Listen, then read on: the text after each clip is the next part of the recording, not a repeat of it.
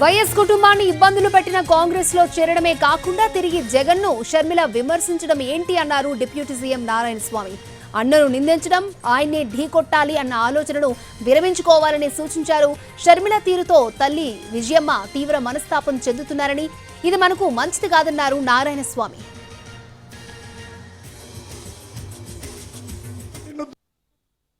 ఆమె ఈరోజు మళ్ళీ కాంగ్రెస్ లో చేరి జగనన్న పైన యుద్ధం అంట.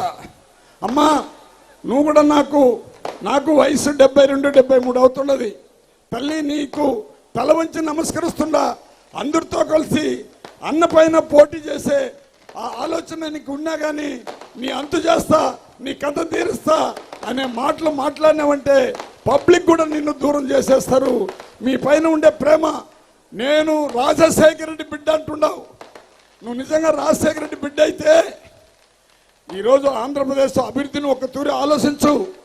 మీ తండ్రిని ఏ విధంగా చేశారో కాంగ్రెస్ వాళ్ళు ఒక తూరి ఆలోచించు. మీ అన్నదమ్ముని జైల్లో ఏ విధంగా పెట్టారో ఒక తూరి ఆలోచించు. ఏమీ తెలియకుండా, ఎలాంటి తప్పు చేయని వ్యక్తిని అన్యాయంగా 16 నెలలు జైలుకి పంపిస్తే నువ్వు ఆ రోజు చెల్లెలుగా మా అన్న ఇడిచిన బాణం అని బయట వచ్చినవే. ఈరోజు నువ్వు చంద్రబాబు ఇడిచిన బాణమా, సోనియా గాంధీ ఇడిచిన బాణమా? జగనన్న పైన ఎందుకు ఇంత కుట్రలు పంపుతుండారో నాకు అర్థం కాలేదు. దయచేసి ఆమెకు కూడా నా విజ్ఞప్తి ఉంటే, ఒక జన్మలో ఇంకొక తూరి పుట్టబోయేదిలా. నిన్న నేను చూశాను, మీ అన్నని పిలిచినావు, పెళ్లికి మన నిశ్చితార్థానికి రమ్మన్నావు. ఒక హృదయం ఉన్న వ్యక్తి, ఎన్ని బాధలు వచ్చినా ఒకరిని చెడ్డగా మాట్లాడలేని వ్యక్తి మీ అన్న. జగనన్న వస్తే ఇట తిరిగి చూస్తాడు, రామ్మ అంటాడు, నువ్వు దూరంగా నిలుచుకుంటావు. నీ వల్ల మీ